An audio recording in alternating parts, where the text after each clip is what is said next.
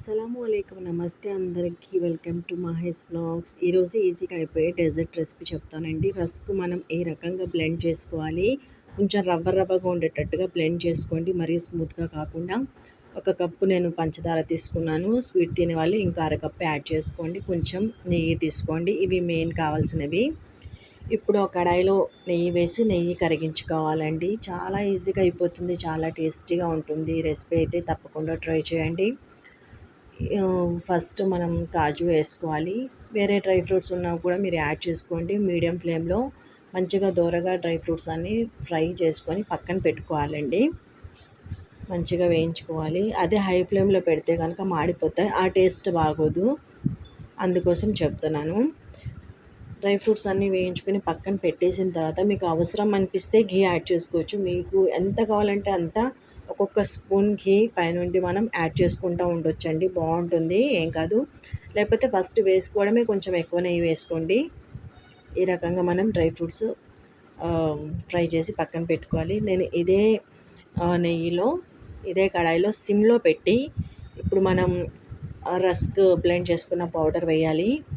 సిమ్లోనే పెట్టాలండి, గుర్తుపెట్టుకోండి. మీడియం ఫ్లేమ్లో కూడా పెట్టకూడదు, సిమ్లో మాత్రమే పెట్టాలి.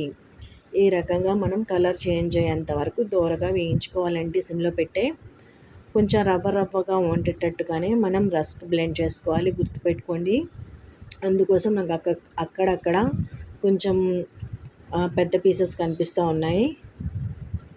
లేకపోతే మనము చిన్న రోల్ ఉంటుంది కదా, ఆ రోల్లో కూడా క్రష్ చేసుకోవచ్చు. బాగా స్మూత్గా ప్రిపేర్ చేసుకుంటే కనుక బాగోదండి. అందుకోసం చెప్తున్నాను, మరీ చెప్తున్నాను, గుర్తుపెట్టుకోండి. ఇదైతే టిప్ అండి. స్టార్టింగ్లో నేను కూడా ఈ రెసిపీ ట్రై చేసేటప్పుడు స్మూత్గా చేసేసాను. నేను పీసెస్గా వేసేసాను. అలా నేను 2-3 సార్లు మిస్టేక్ చేస్తున్నాను ఈ రెసిపీలో. కాకపోతే ఆ తర్వాత నుండి నేను పర్ఫెక్ట్గా చేయడం నేర్చుకున్నానండి.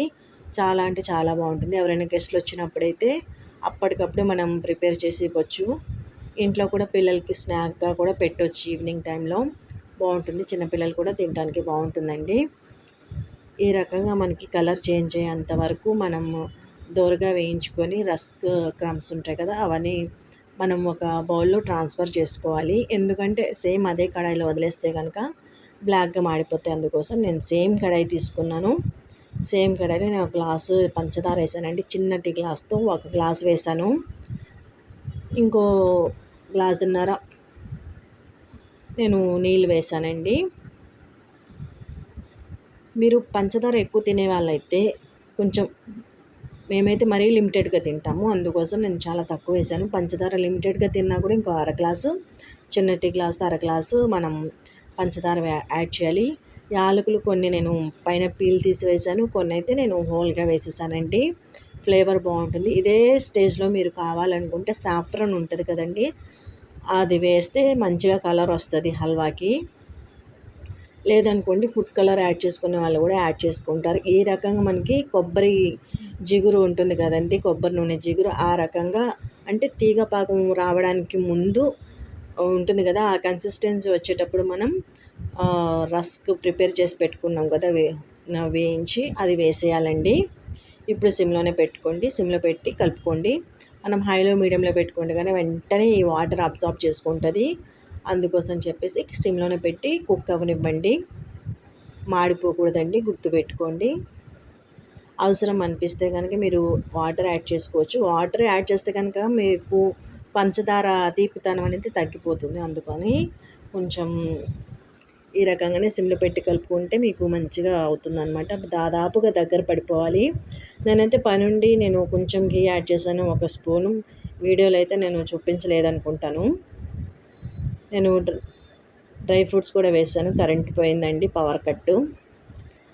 మంచిగా కలుపుకుంటూ ఉండాలి. నేను మళ్ళీ యాడ్ చేశాను. లక్కీగా ఇంకా చూసారా కరెంట్ వచ్చేసింది. ఈ రకంగా కింద అడుగంటుతూ ఉన్నట్టు అనిపిస్తుందండి. కలర్ కూడా హల్వా కలర్ చేంజ్ అవుతుంది. అదే మనము పంచదార పాకం చేసేటప్పుడు ఫుడ్ కలర్ లేదా సాఫ్రన్ స్ట్రాండ్స్ వేస్తే కనుక ఈ హల్వా కలర్ ఇంకో రకంగా ఉంటుంది. చూడటానికి అట్రాక్టివ్గా ఉంటుంది, టేస్ట్ అయితే సేమ్ ఉంటుందండి. ఈ రకంగా మనం ప్రిపేర్ చేసుకొని ఇంకా సిమ్లోనే ఒక 2 మినిట్స్ వదిలేయండి. నేను పైనుండి మళ్ళీ వేస్తూ ఉన్నాను. 2-3 సార్లు వేసాను ఘీ అయితే. ఎందుకంటే మనకి ఫ్లేవర్ చాలా రిచ్‌గా ఉంటుంది. చాలా బావుంటుందండి ఘీ ఫ్లేవర్ అనేది. నేను ఇలాచీ కూడా కొంచెం మంచిగానే వేశాను. ఇలాచీ పౌడర్ వేసుకోండి. ఇలాచీ హోల్‌గా తినటం ఇష్టపడని వాళ్ళైతే. ఇంకా అంతేనండి. రస్క్ హల్వా ప్రిపేర్ చేసి వచ్చిన గెస్ట్‌లకి, లేకపోతే మీ చిన్న పిల్లలకి, ఇంకా మీ ఫ్రెండ్స్ అండ్ ఫ్యామిలీకి ఇవ్వండి. చాలా హ్యాపీగా ఫీల్ అయిపోతారు. అప్పటికప్పుడు అయిపోతుంది. చాలా ఈజీ ప్రాసెస్ అండి. తప్పకుండా ట్రై చేయండి. ఈరోజు మా మమ్మీ వచ్చేసి చికెన్ గ్రేవీ ప్రిపేర్ చేస్తున్నారు. ఇంకా పప్పు కూడా ప్రిపేర్ చేశారండి మా మమ్మీ. ఇంకా మా మమ్మీ ఇన్ని ప్రిపేర్ చేస్తుంటే నేను ఊరుకుంటాను. అందుకని నేనైతే చికెన్ డ్రమ్ స్టిక్ ప్రిపేర్ చేశానండి. చికెన్ మంచిగా లెగ్ పీసెస్ తెప్పించి ఈ రకంగా మంచిగా కడిగి కట్స్ ఇచ్చి ఒక జల్లెడలో వేసుకోవాలండి. ఎందుకంటే వాటర్ డ్రైన్ అవుతుంది కాబట్టి. వాటర్ ఏమాత్రం లేకుండా వాటర్ అంతా డ్రైన్ అయిపోతుంది. కట్స్ ఇవ్వటం వల్ల ఏంటంటే మనం ప్రిపేర్ చేసే మసాలా దీనికి బాగా పడుతుంది. ఇప్పుడు ఒక పెద్ద బౌల్‌లో పసుపు, ఉప్పు, కారం, అల్లం వెల్లుల్లి పేస్ట్, ధనియాల పొడి, గరం మసాలా పౌడర్ వేసుకోవాలండి. కొంచెం మిరియాల పొడి వేసుకోండి. మిరియాలు నేను క్రష్ చేసి వేశాను. అంత కొంచెం మిరియాలైతే మనం మిక్సీలో పడితే రాదు. అందుకోసం నీళ్లు లేకుండా పెరుగు వేసుకోండి. నీళ్ళు ఏమాత్రం ఉండకూడదు. ప్యాకెట్ పెరిగినా పర్వాలేదు, ఇంట్లో పెరిగినా పర్వాలేదు కానీ నీళ్ళు ఉండకూడదు. ఇప్పుడు దీంట్లో నిమ్మరసం పిండుకోండి. నిమ్మరసం, ఈ ఉప్పు కారాలు ప్రతిదీ మీ టేస్ట్‌కి తగ్గట్టుగా అండి. కరివేపాకు వేసుకోండి. ఉంటే కనుక కొత్తిమీర కూడా వేసుకోండి. కొన్ని కట్ చేసిన పచ్చిమిరపకాయ ముక్కలు వేసుకోండి. టొమాటో కెచప్ వేసుకోండి. దీంట్లో మిస్ అయిందల్లా ఏంటంటే చాట్ మసాలా అండి. చాట్ మసాలా నేను బయట నుండి తెప్పించాను. మా ఊర్లో లేదంటే మీరు నమ్ముతారా? కాకపోతే లేదంటే నమ్మాలి మీరు. ఈ రకంగా మొత్తం మిక్స్ చేసుకొని పైనుండి కొంచెం ఆయిల్ యాడ్ చేయాలండి దీనికి. లైట్‌గా ఒక 2, 3 చెంచాల అంటే చిన్న టీ స్పూన్స్ ఉంటాయి కదా! ఆ టీ స్పూన్స్‌తో ఒక 2, 3 table spoons of oil add చేసుకొని మొత్తం మంచిగా మిక్స్ చేసుకోవాలి ఈ మిక్చర్‌ని. ఇప్పుడు మనం పక్కన పెట్టుకున్నాం కదా కడిగి, ఈ లెగ్ పీసెస్‌కి ఈ మసాలా అంతా బాగా పట్టించాలండి. లెగ్ పీసెస్‌కి పట్టించే ముందు మీరు ఒకసారి ఉప్పు, కారాలు టేస్ట్ చూసుకోండి. నిమ్మరసం, ఉప్పు, కారం, టొమాటో కెచప్ ఏది తగ్గినా కూడా మీరు మీ టేస్ట్‌కి తగ్గట్టుగా యాడ్ చేసుకోవచ్చు. ఈ రకంగా మొత్తం ముక్కలకి పట్టేటట్టుగా కలపాలండి. నేను సెల్‌తో వీడియో తీసేటప్పుడు ప్రాపర్‌గా రాకపోవచ్చు. కాకపోతే నేను మళ్ళీ మళ్ళీ కలుపుతూ ఉంటాను. సెల్ పక్కన పెట్టేసిన తర్వాత ఈ రకంగా మొత్తం ఈవెన్‌గా మిక్స్ అవ్వాలి. మినిమమ్ ఒక 2 అవర్స్ అయినా సరే మనకి ఇది మ్యారినేట్ అవ్వాలండి. అప్పుడు మనకి టేస్ట్ అయితే చాలా బాగొస్తుంది. చాలా జ్యూసీగా ఉంటుందండి. అందుకోసం చెప్తున్నాను. ఒక 1½ అవర్ అయింది నాకైతే. ఈలోపు నేను హల్వా ప్రిపేర్ చేశాను. మా మమ్మీ అయితే వేరే రెసిపీస్ ప్రిపేర్ చేసుకున్నారు. ఆ తర్వాత నేను ఇంకా స్టార్ట్ చేశానండి. మనకి డీప్ ఫ్రైకి అంత ఆయిల్ అవసరం లేదు. మనం జనరల్‌గా కర్రీస్‌కి ఏ రకంగా వేస్తామో అంత ఆయిల్ ఉంటే సరిపోతుంది. నేనైతే తీసుకోవడమే పెద్ద కడాయి తీసుకున్నానండి. కొంచెం ఆయిల్ వేసుకోవాలి. అదే నాన్ స్టిక్ కడాయి అనుకోండి ఇంకా బాగొస్తాయండి. మనం ఇందాక మ్యారినేట్ చేసే మిక్చర్‌లో కావాలనుకుంటే కాశ్మీరీ రెడ్ చిల్లీ పౌడర్ కలుపుకోవచ్చు. లేకపోతే కొంచెం ఫుడ్ కలర్ కలుపుకున్నా కూడా బయట కనిపిస్తాయి కదండీ లెగ్ పీసెస్ వేలాడదీసి షాప్స్‌లో. ఆ రకంగా ఉంటది. ఈ కలర్ అయితే న్యాచురల్ కలర్ కాబట్టి అంత అట్రాక్టివ్‌గా ఉండవు. కాకపోతే ఫుడ్ కలర్ అయితే నేనేం యాడ్ చేయలేదు. ఆయిల్ వేసి మొత్తం ఒకసారి కలుపుకోవాలి హీట్ అయిన తర్వాత. ఎందుకంటే పీసెస్ అంటుకుపోకుండా. ఈ రకంగా మనం పీసెస్ వేయాలి. మీడియం ఫ్లేమ్‌లో పెట్టి మనం మొత్తం వేసేసానండి. అది మసాలా ఉంటుంది కదా! ఆ మసాలా కూడా మిగిలితే ఆ మసాలా కూడా వేసేసాను. మనం మూత పెట్టి హై టు మీడియం ఫ్లేమ్‌కి మధ్య ఒక 4 మినిట్స్ కుక్ చేయాలి. మూత పెట్టి ఇంకా మధ్య మధ్యలో కలుపుకుంటూ ఉండాలండి. ఈ రకంగా అయితే టాంగ్ యూజ్ చేశాను. లేకపోతే స్పాచులా ఉంటుంది కదా! స్పాచులా హెల్ప్ తీసుకోండి. ఈ రకంగా అయితే మనం తిప్పుకోవాలండి. ఒకవైపు మంచిగా ఫ్రై అయిన తర్వాత చూసారా కొంచెం రెడ్డిష్‌గా కనిపిస్తుంది. అదే రకంగా మనం ఇంకోవైపు తిప్పుకోవాలి. కలర్ అనేది చేంజ్ అయిపోతుంది. మనం వాటర్ ఫామ్ అవుతుంది దీంట్లో. ఆయిల్ కూడా ముక్కలు బాగా పీల్చేస్తాయి.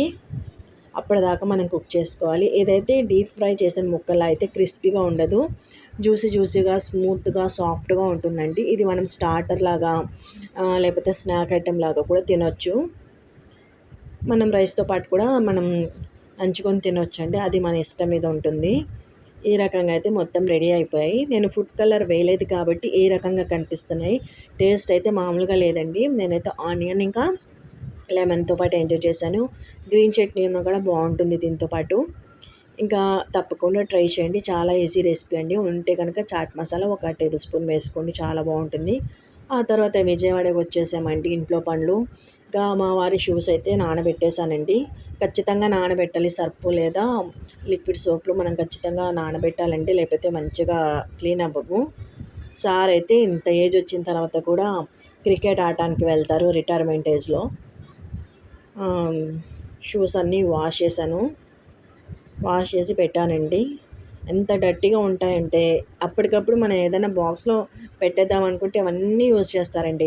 ఇవే కాదు ఇంకా డైలీ వేర్ ఇంకా చాలా ఉన్నాయి. కాకపోతే ఇంతటి వరకైతే నేను క్లీన్ చేశాను. ఈ చెప్పులు పెట్టిన అంటే ఈ షూస్ పెట్టిన పిల్లర్ ఉంది కదా! దాని తర్వాత నుండి పక్కింటి ఏరియా వస్తదండి. నేనైతే మొత్తం మంచిగా వాష్ చేసేసి ఆ తర్వాత షూస్ పెట్టాను. వాళ్ళ ఏరియా కూడా వాష్ చేసేసాను. ఆ కార్నర్‌లో అయితే పంప్ ఉంటుంది మాకు ట్యాపు. నేను మొత్తం క్లీన్ చేసేసానండి. అది అంటే ఆ ఏరియా మమ్మల్ని కూడా యూజ్ చేసుకోమన్నారు ఓనర్ గారు అందుకోసం అని చెప్పి. ఇదైతే మా స్టాండే. ఈరోజుది ఈ బ్లాగ్ ఎండ్ చేస్తున్నానండి. Please subscribe. బాయ్.